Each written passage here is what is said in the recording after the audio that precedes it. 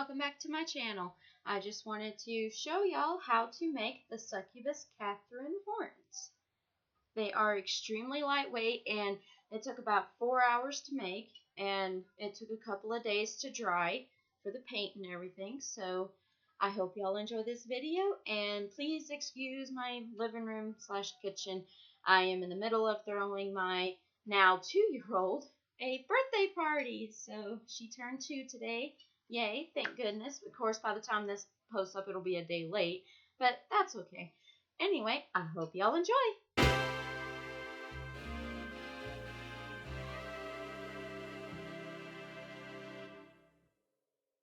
Alright, first we're going to create the base. So get out your wire, and what you're going to do is get your headband, and you're going to put this little spiral figure around it to help it hold on to the base to the headband whenever you go to glue it. So just keep making it as big as you need it for your headband. You don't want to make it too much bigger because it will look a little weird whenever you actually go to wear the horns. Now that you got your base, you're going to pull out as much wire as you need to make your horns. Just pull out and measure it on your head or stick it on the headband. That way you can see how much you actually need and what will look correct.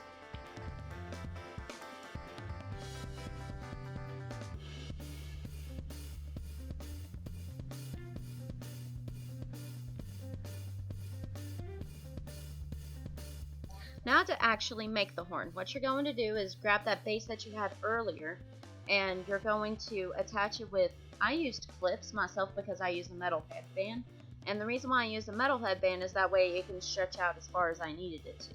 But you can use a regular headband, it's just fine. Just if you do decide to use a metal, use the clips and clip it on there to help hold the base, and then just go around it with glue once you get it on there. And after that, let it dry, and be warned that hot glue is very, very hot, so please be very careful when handling it. Another little warning is that if you do use a metal headband, it's going to make the rest of the metal around it hot when you use the hot glue gun, so please be careful when dealing with this.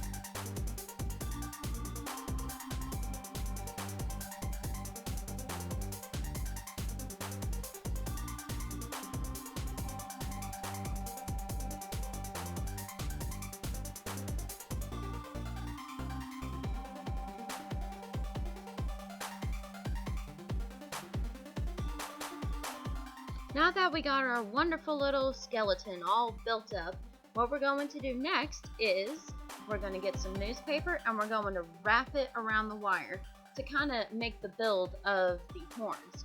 And you want to wrap this in as many layers as you need for the thickness of the horns.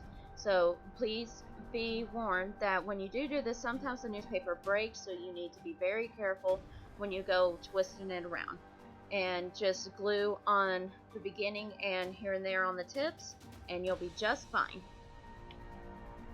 And don't forget that the best thing to do when dealing with newspaper is to cut it in several different strips. They don't have to be the same size.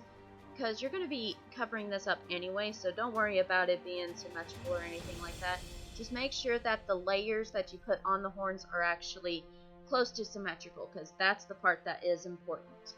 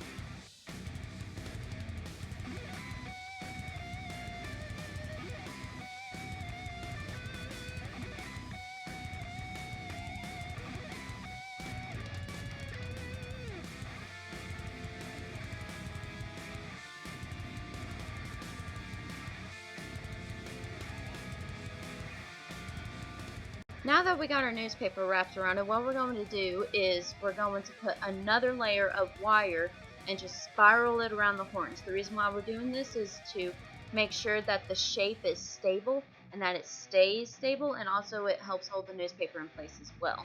So be sure to do this and make sure that you did, before putting on the newspaper and stuff, that it's the shape you want. Then after that, just cut that off and do it to the other side.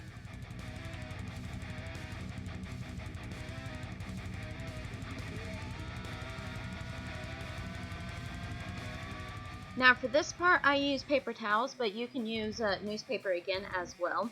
The reason why I use paper towels is because it covers more area a lot quicker, and I only need a thin layer of this because the reason why you're putting this on is to cover up that metal skeleton that you just created so it doesn't show up whenever you go to put on the yarn. So be very careful when handling this hot glue gun and just wrap your paper towel around it and you're good to go.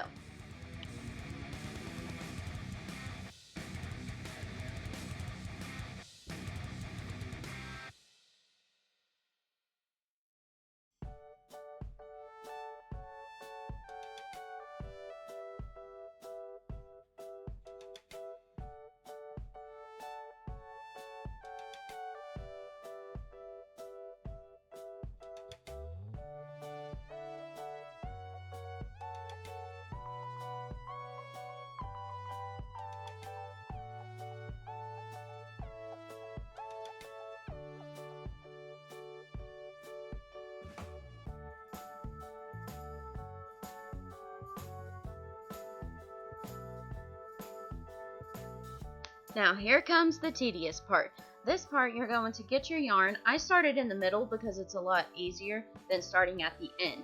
And what you're going to do is just wrap it around over and over again until you reach the end. It doesn't matter which side you do first, but just be sure that when you get towards the end that you have it fully wrapped is what you want to do. It's okay if you miss a couple of spots because we're going to be putting a couple of layers over it, because with yarn you cannot paint it without it soaking up more paint than necessary. So you're going to use hot glue and then Mod Podge to cover over it.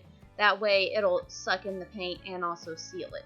So just keep wrapping it over and over again up until you get to the end, and then just hot glue it off and then work on the other end, and then do this for both horns.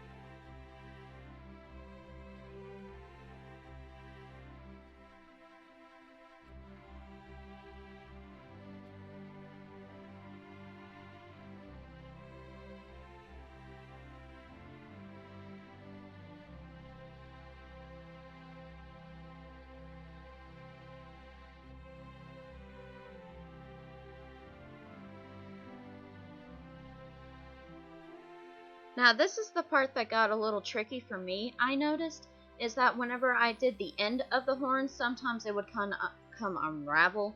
So what you're going to do is put a thin layer of hot glue on it first, and then just wrap her with the hot glue around it. Now this is going to be very careful, so please be easy when doing this. And then once you get to the top, you're going to see here shortly that I'm going to use the hot glue again and put it towards the outside once I get it covered, and just use the gun to spread it a little. It's to help it hold in, because the ends are the hardest that I noticed to actually make it stay. So please be aware of this whenever you go to do this. This is why I slowed this down for you. And also I wanted to let you know that it doesn't matter what color yarn that you use, because we're going to be painting over it anyway, and you're going to be putting layer upon layer over it, so it doesn't really matter what color you use. So good luck in this endeavor. I know it took me a good few minutes just to get these ends correct.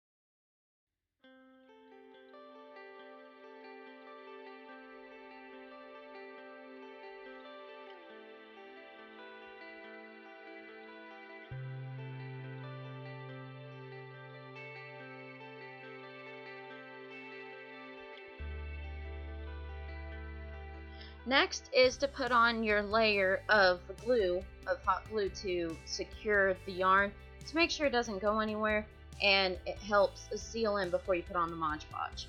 So what you're going to do is just grab your gun, and you're going to just follow along with the yarn. This is also a great technique for texture, so if your horns needed a different type of texture than what I'm doing, you can easily use the hot glue gun for that.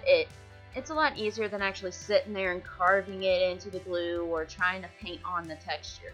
This is a lot easier, so I hope this helps you in any other type of horns that you are making.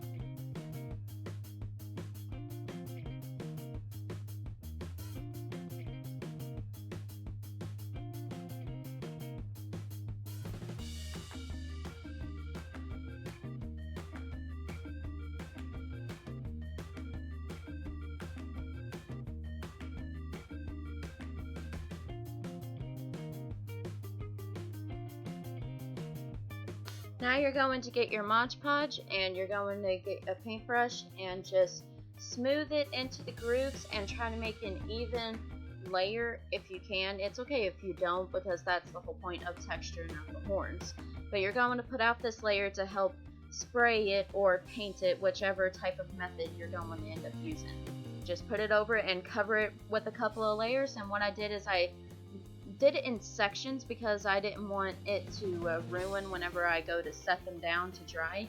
So just do it in sections and set them out to dry. It takes about 2 to 3 hours for them to dry, I noticed. So just set it aside and start on something else or watch TV until they all dry up.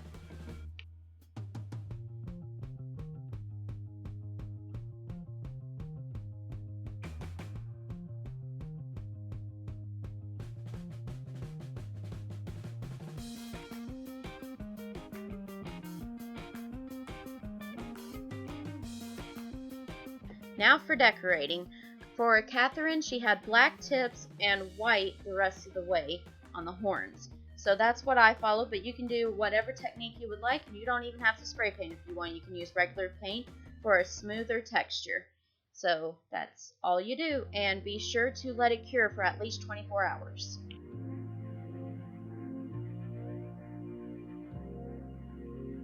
And that is how you make these horns. As you can see, they turned out really well. Of course, I would have liked to put another paint of coat on them probably, so I would suggest you put quite a few layers on there. I did run short on time for cons, but they turned out really well, and throughout the convention they didn't hurt and they didn't get stuck in my hair, shockingly. I actually thought they would, and it just turned out amazing. It's like really light. I mean, it's so crazy how light these are. So I hope y'all enjoy, and you could do this with several other type of horns. You could do it with the little short ones, and you could just stick them up top right here, or you can even get little magnets and stick it together if they're smaller. The only reason why these are glued on like that is because they're bigger and they need more stability. So you're better off actually gluing them onto the headband. Just for a little tip for you guys, and just wipe with like a baby wipe or something, clean as necessary, of course. And this doesn't require any heat treatment or anything of that nature because, as you can see, they stay really sturdy, and also at the same time they can be bendable and flexible, so that works out amazingly. I hope y'all enjoyed this video, and please hit like and subscribe for more.